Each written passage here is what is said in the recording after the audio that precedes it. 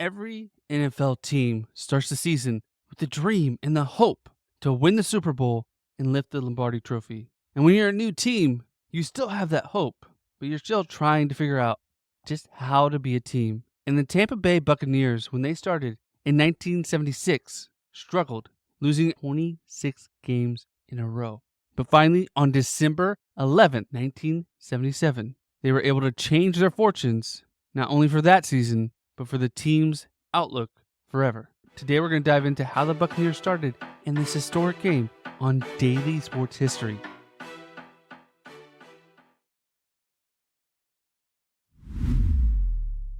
Welcome to Daily Sports History. I'm Ethan Reese, your guide to a rapid deep dive into sports history every day. And today's trivia question to listen out for is, what is the longest losing streak all time in NFL history? The answer will be inside the episode, but if you miss it, listen to the end, and where I will point it out to you. So back in the 1970s, lots was changing in professional football. The AFL had officially merged with the NFL in 1971, and they were starting to add more and more teams. And in 1976, they added two teams, one in the AFC, which was the Tampa Bay Buccaneers, and one in the NFC, which was the Seattle Seahawks. And they started out by looking for a head coach. And that head coach was John McKay, who had won national championships with USC and was one of the best college coaches at the time.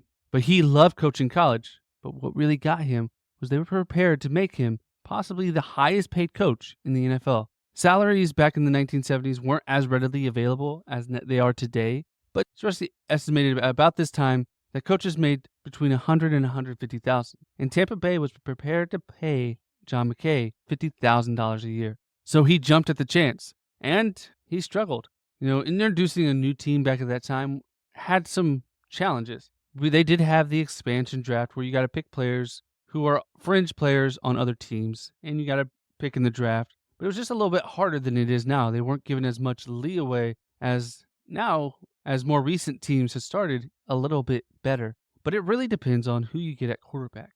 And Tampa Bay tried, but they tried it a different way. They wanted to sell tickets. And to sell tickets, they wanted someone who was known in Florida. And that was Steve Spurrier. Yes, the coach was also a great football player in Florida back when he was a player. And he played in the NFL for 11 seasons, was a career backup mostly. And they brought him in to start their first season. And they struggled that first season, going 0-14, which isn't too unexpected. They are an up-and-coming team, and they had to figure things out. And one thing they had to figure out was the difference between the college game and the pro game, as their workout technique just wore out the team. So when games came, they were so tired they couldn't even stand it. But over time, this worked out in their favor and really did help them. But it wasn't a quick fix. McKay kept trying and hitting his head against the wall as they kept losing and losing and losing. And they went into the following season and continued their losing streak. They thought they had grown a little bit, but they continued to lose over and over. But the team was getting closer, having games where they held Walter Payton in check and held the Bears to 10 points, but they only scored 0. They struggled on offense, which made it harder on their defense. And then in week 13 of the 1977 season, they were on their way to play the New Orleans Saints, who coming into the game was only 3-9 and led by legendary Chiefs coach Hank Stram and quarterbacked by a quarterback legend family in Archie Manning. And Archie said that it would be embarrassing if they lost to the Buccaneers, which gave the Buccaneers even more fuel, especially their defense, which had been the best thing about the team. And that day, the Buccaneers came out strong, and they forced turnovers early. First, defensive back Mike Washington intercepted a pass and returned it yards for a touchdown, giving the Bucs the first lead of the game after an extra point, 7-0. Although the offense was still struggling, the defense stepped up again in the second quarter, getting a fumble, which led to another field goal, giving them the score 10-0. And then the defense held their own, giving the offense a short field, where they scored their first offensive touchdown with a 1-yard run from Lewis Carter. Although the Saints would come back with a long touchdown pass from Archie to Henry Childs to narrow the deficit, the Buccaneers would come back again and kick a field goal to send the game into halftime 20-7. which was their largest lead they had ever had heading into halftime. But the Saints came out in the third quarter trying to edge the gap, and they were able to get a rushing touchdown from Chuck Muncie to make the game 20-14, where they were able to get another field goal to put them up by a full touchdown heading into the fourth quarter, where they added another touchdown rush from Anthony Davis, giving them the lead 30-14, and they were able to kick another field goal, making it 33-14. And as the Saints were trying to come back in the final minutes, the Buccaneers intercepted an Archie Manning pass, officially ending the game and giving them their very first win as a team, ending their losing streak at 26 losses, missing out of the record of the Chicago Cardinals, who lost 29 in the 1940s during World War II.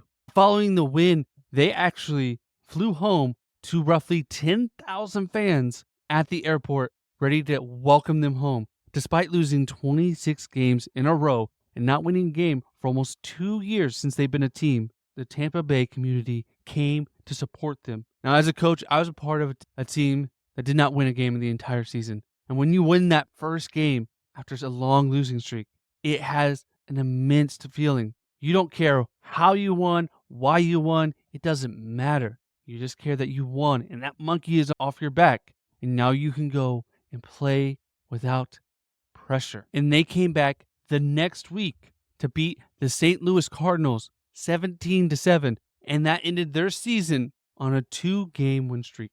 They were a team, and they had the support now to change their fortunes around. Now, the following year, they would still struggle, but they would go 5-11 this year.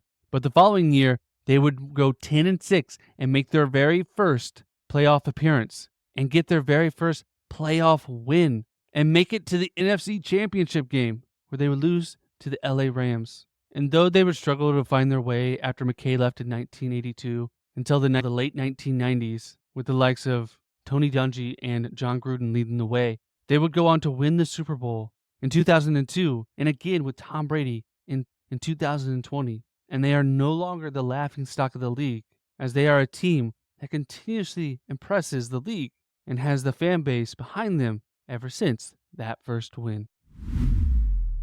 Thank you for listening to today's episode, and if you want more Buccaneer content, you can check out the Cannon Fire podcast, where hosts Rhett and Evan give you all the information you need to know about the Red and Pewter, and it's a podcast by fans for fans. And we'll put a link in the description so you can check out their podcast. And if you enjoyed today's episode of Daily Sports History, please make sure you are subscribed wherever you're listening. That way you do not miss a single episode. And we'll be back tomorrow for more Daily Sports History. And did you catch the answer to today's trivia question? What is the longest losing streak all time in NFL history? And the longest losing streak of all time was the Chicago Cardinals back between 1942 to 1945, where they lost 29 games. This was an especially hard time as it was during World War II, and they struggled to find a win.